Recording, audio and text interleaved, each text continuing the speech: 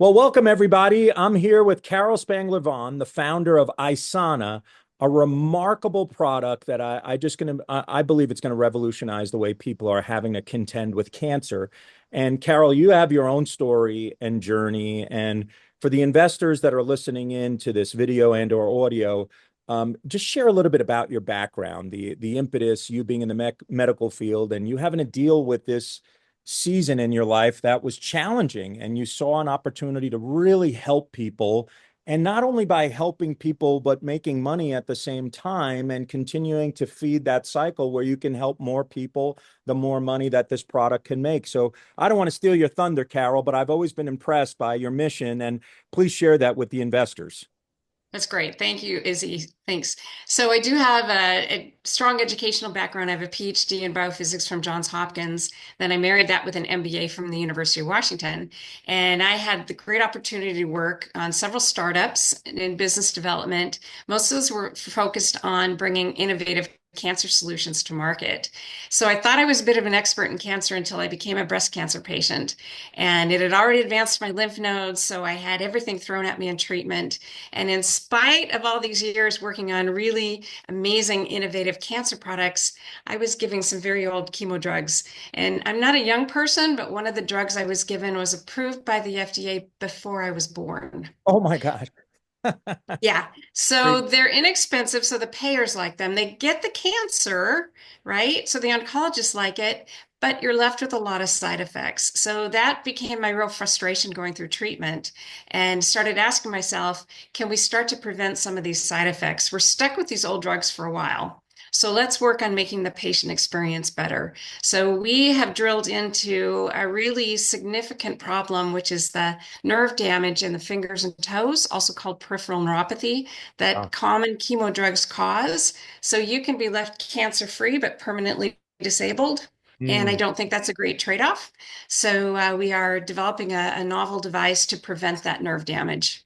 That's really exciting. And, you think about the people that have to contend with this to begin with, and then that constantly brings up the memory of what you were challenged with if you have to deal with peripheral neuropathy. So why don't you share a little bit about that? And you likely have some screenshots and things like that of what the product looks like. Or maybe I know you've shown them to me yourself, right by your desk there. So if you could just share with the audience what that product actually looks like, that would be really helpful. Yeah, that's great. So I'll tell you, sort of the background, and then that'll make the picture make more sense. So if you go home and you twist your ankle, you're going to grab a bag of ice and sit on the couch for 20 minutes. Perfect, right? 20 minutes on, 20 minutes off. You can just sit on the couch. Well, it's a different story for a cancer patient. They need to cool for several hours because once they stop the infusion of the drug, it's still in your bloodstream for several hours. So you have to cool for a very long period of time. In fact, you need to start an hour before your infusion, during your infusion, and then for 4 hours afterwards. So you're looking at 6 to 8 hours of continuous cooling. So now you need certain things that nothing available today will give you. You need to be mobile because at the end of your infusion, you need to go home.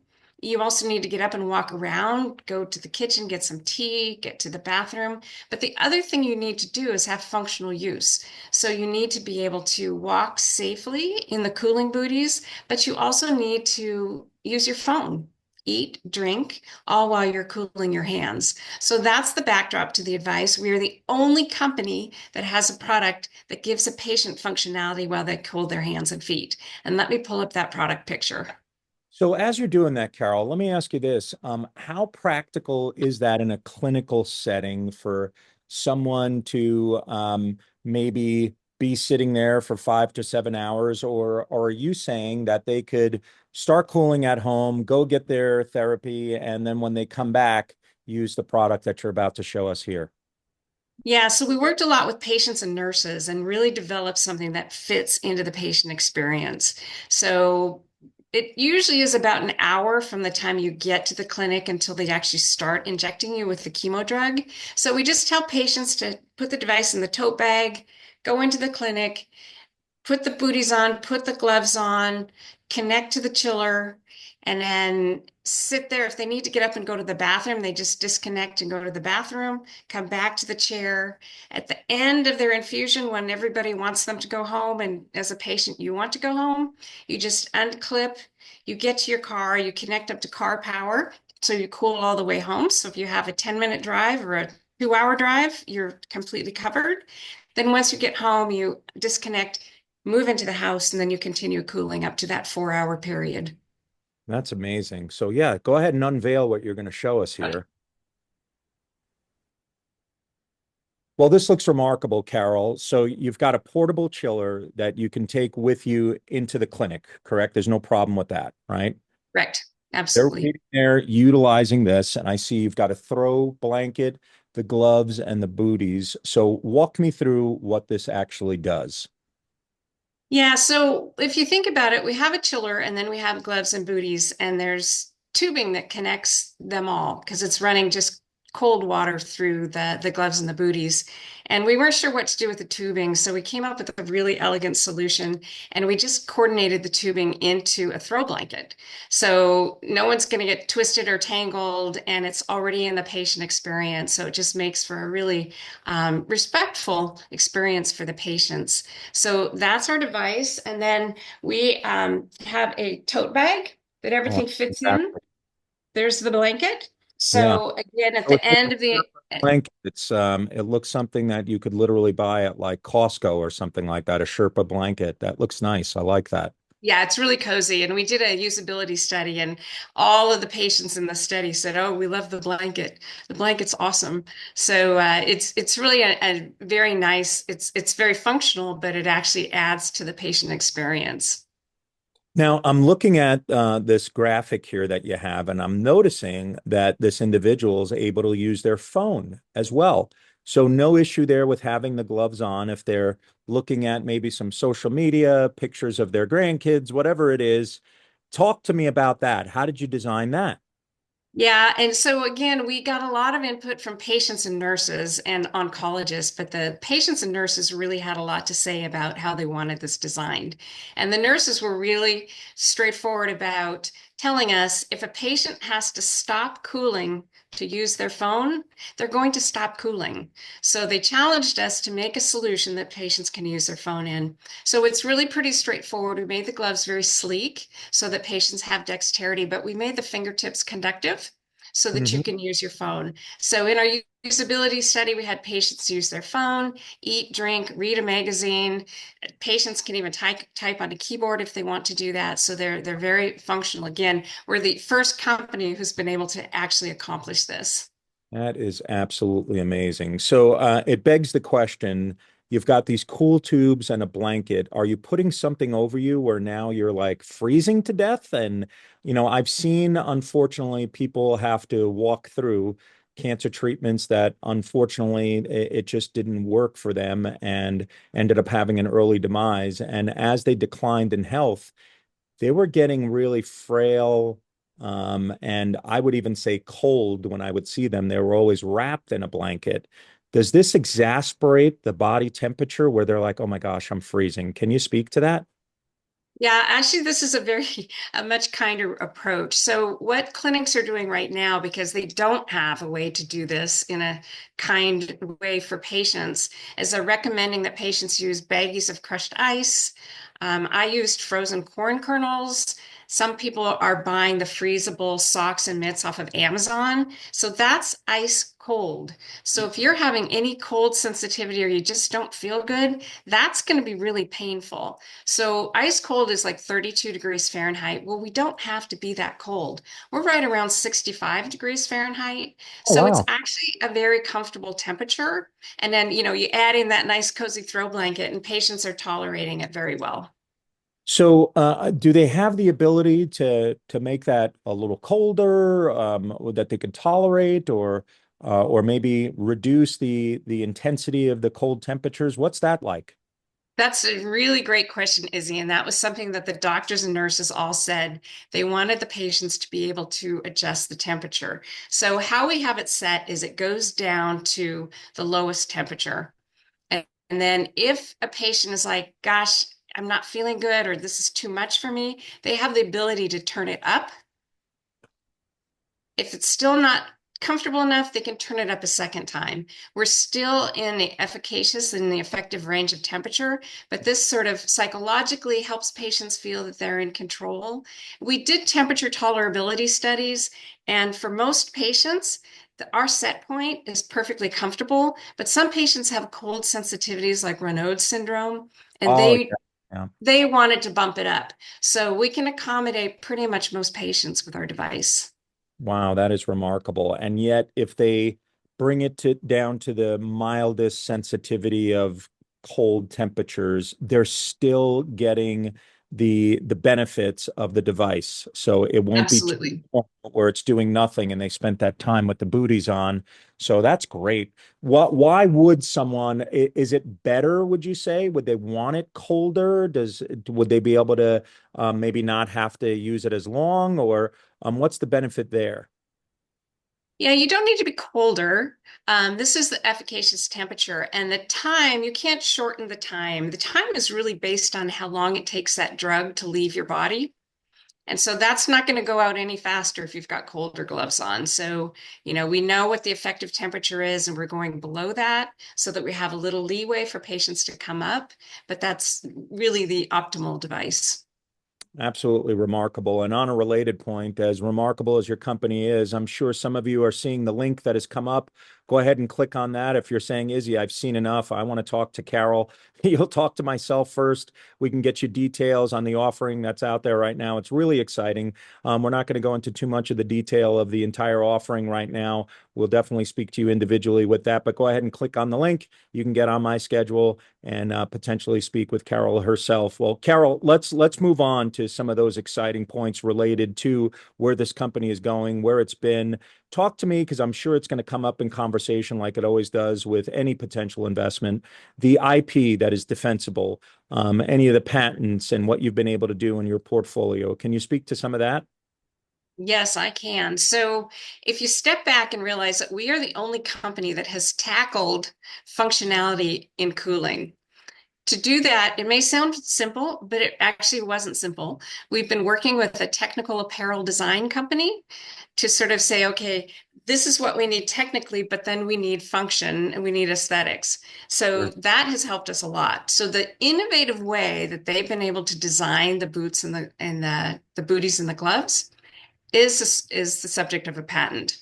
The other thing you'll see on here, we're using the blanket as what we call a tube management system. So that's where all the tubing is. So Yeah. one of our patents is really about using garments, all kinds of garments. Whatever you Hmm. can think of, we put it in the patent as a way to manage tubing. So that's another patent. Again, I've never seen anybody do that. That's And then we fantastic. have a third patent that's a little more general about sort of the whole system.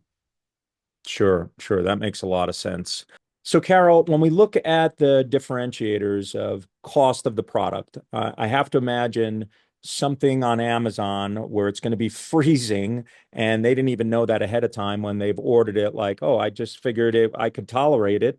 And they discover that they cannot. And then they want to get a device like yours. Is there a huge difference in price? Let's talk about cost of your product versus something, if you have any idea of what's available on Amazon. And maybe is this something that they could even leverage their HSA account, where maybe they don't have the affordability to lay it out of their own checking account, but they might say, "Hey, I've got this HSA account, and this is deductible, so maybe I can use this." So, can you speak to that? That's a great question because I've been asked before. I had an investor come up to me and say, well, gosh, if I could use bowls of ice water, that doesn't cost me anything. And so what I say to people who have that comment is, okay, you go home today, get 4 bowls of ice water, put your hands and feet in them and keep them there for 8 hours, and then come back tomorrow and tell me how great you feel about your cost savings. So the problem is the freezable methods are extremely limited. You can't do it constantly because you'll get frostbite. You're going to stop to use your phone. They're going to thaw, and at some point, they're not going to be effective. Hmm. So it's effective. It's low cost, but it's not effective.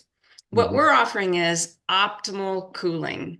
So what we can do is you can put it on at the beginning, take it off at the end several hours later, and you've had constant cooling. So the ultimate in protecting your nerves. So that's the big differentiator. We actually have something that will work and it's comfortable versus the other one that kind of works and isn't very comfortable. And absolutely, yes, we do believe that we can get reimbursed under HSA or FSA. Hmm. That is awesome. So the cost of your product would be how much to utilize that device? So we're doing it on a monthly basis. We actually have two revenue streams. The patients all said to us they didn't want to purchase the chiller, so they'll be leasing the chiller, but they wanted to purchase the wearables that are next to their body. So we have a lease revenue stream and a sales revenue stream. So Wow, we're trying to wrap everything up into about $300 a month, and average chemo is like 4 to 6 months. wow, that's awesome. So at approximately $1,800 for all in with leveraging maybe their HSA account, and they're drawing off of that every single month. And likely it's being taken out of their own paycheck anyway. So that's something that can just fit in and it doesn't interrupt their lifestyle. Talk to me about the purchase of the actual wearables. What would that end up costing? Yeah, so what the patients all told us was they didn't want that first month payment to be huge, right? Like the part of the lease plus 100% of the wearables. So they asked us to amortize it over the whole course. And so the 300 a month actually has both of those revenue streams in it. We just did that to make it easier for the patients. That's fantastic. Well, Carol, I know that you've been speaking to quite a few investors, and you're really in a position right now to be picky. You've gotten some funding.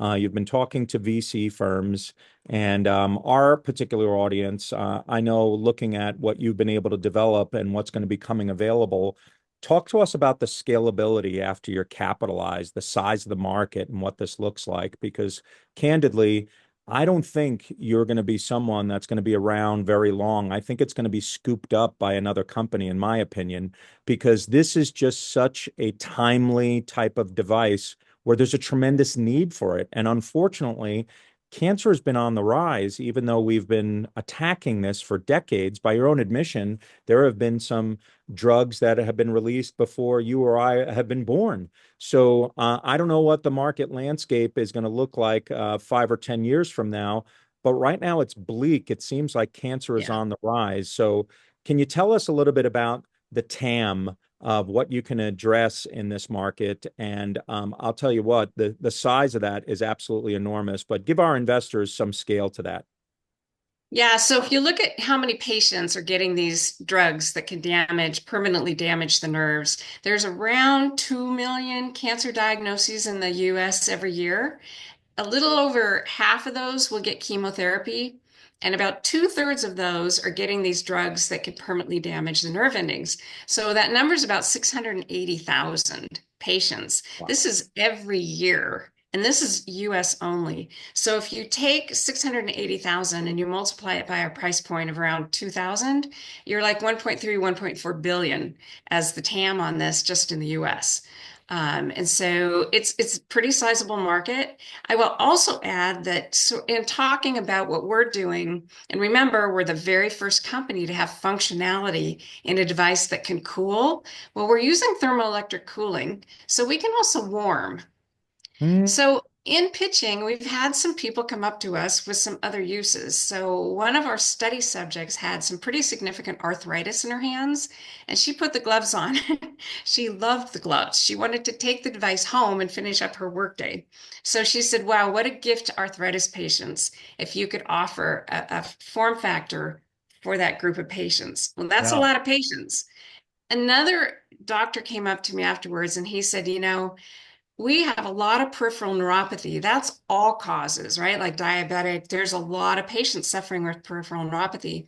And a lot of them have burning pain at night Oh, because yeah. there's not as much sensory masking going on and they can't sleep. And so this is like a big problem.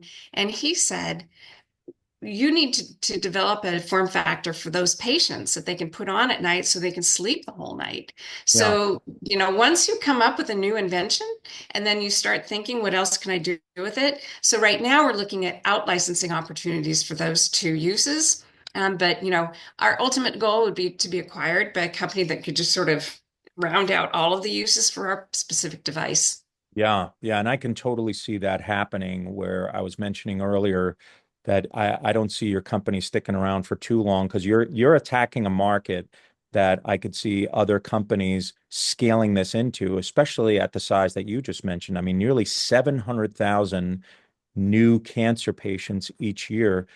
That is absolutely remarkable and saddening at the same time. But this really addresses how well you can help people when you're capitalized with this. And let's talk about that as we wrap up here, where your use of proceeds are going to be going towards, I'm assuming likely some marketing, getting in front of some more of the end users, any product development. Why don't you speak to that and what you're going to be doing with the capital? As far as the details of the offering goes, folks, click on the link that you've been seeing pop up on there below. Get on my schedule. Happy to share those details after we just go over a few things and get you in touch with Carol. But Carol, walk us through that, what that's going to be looking like when you're capitalized and your use of proceeds. Yeah, so our goal right now is to get to revenue. So, sort of listening to investors and listening to the market, the critical inflection point right now is to get to revenue. Then, once we get to revenue, we can do a priced round to scale. Sure. So, really, the proceeds are going towards that. We have our MVP prototype that's fully functional, but we do need to make some modifications to start manufacturing. We're in that process on the gloves and booties, transferring that out to manufacturing. So, we need the money to sort of finish getting it ready for manufacturing and then build inventory. We're also prosecuting patents, and that's sort of the bulk of where the funding's going to go. Any immediate concerns, and we'll wrap up with your final thoughts here in just a second. Any immediate concerns where this is being manufactured and how tariffs could potentially interrupt anything like that with certain geopolitical risks and the political climate that we're in right now? What are you doing to stave any of those concerns off? So right now we're manufacturing in America, so no tariffs for us. Love it. That's exciting. And you see that continuing to happen even as you scale, because 700,000 patients, obviously not everyone is going to use this, but a good chunk of them would. You don't see any issues with that with cost or anything like that. In fact, I would have to imagine would go down, right, Carol, as you scale? Absolutely. And, we looking at pitch book comps, we kind of have a sense of when we'll be acquired. And, what we'd like to do, we have a very phased go to market. Our first is local, and the next is statewide, and then national, and then global. We really think we'll be acquired before that global step, and then that will be up to the acquirer to figure out manufacturing beyond that. But as far as, sort of in the sandbox that we're in, we can do the manufacturing in the US. Yeah, no, that makes a lot of sense for sure. All right. Well, Carol, what other final thoughts would you want an investor to know about this? I am so remarkably impressed by what you've been able to do with a limited budget, how you've sort of kept this stealth and below the radar. And now you're going to be the dominant force in this particular market segment because, candidly, when we started doing our research on our side of the desk with our team, you don't see a lot of options like this that do things with dignity as opposed to having someone freezing their hands and feet off, and without being able to walk around with something that's sort of discreet with not a bunch of different mechanical things. I mean, it's remarkable what you've been able to do. What else do you want to share with investors? Yeah, I'll just, follow up on your comment, Izzy. One of our study subjects told us about her experience in chemo. And I will say, if you've been to chemo or if you've taken someone to chemo, you feel pretty sorry for yourself. It's not a happy thing to go through. And this poor woman was getting chemo for breast cancer, and she'd gone in her sweats because that was what she felt most comfortable in. She had baggies of frozen ice, crushed ice for her hands and feet, and her baggie leaked. So not only is she feeling sorry for herself, but she's sitting for 2 hours in wet sweatpants. So yes, we can absolutely do better for cancer patients. This is kind of ridiculous. And I just wanted to add how much clinical validation that we have. So we have clinics coming to us saying, this is a problem we're having. Call us as soon as we can send our patients to you. We earlier did get a contract, so not a grant. The National Cancer Institute wrote a contract solicitation for someone to develop exactly what we're doing. So we Wow. got that contract, and that's what funded our MVP development as well as our usability study. And then the other thing that we just found out about a month ago is Bright Edge is the investment arm of the American Cancer Society. And every Wow. year they pick 6 to 8 companies that, number one, pass the test of this is important for cancer patients, but also pass the test of this is investable. And Isana Health is one of the 8 for 2025. So Wow. we have, yeah, Congratulations. so we have a stamp from the National Cancer Institute and the American Cancer Society. We're in the Mayo Clinic Innovation Exchange. So this is it's people are very excited about what we're doing, which is keeps us going every day. Absolutely. And I have to imagine investors listening and watching this, they're excited as well. So, with that being said, we'll wrap up here. Go ahead and click on the link below. You can get on a brief call with myself just so we can just run through some information and potentially get you on a call with Carol Spangler-Vaughn, the founder of Eisana Health. And I got to tell you, Carol, I am so remarkably impressed.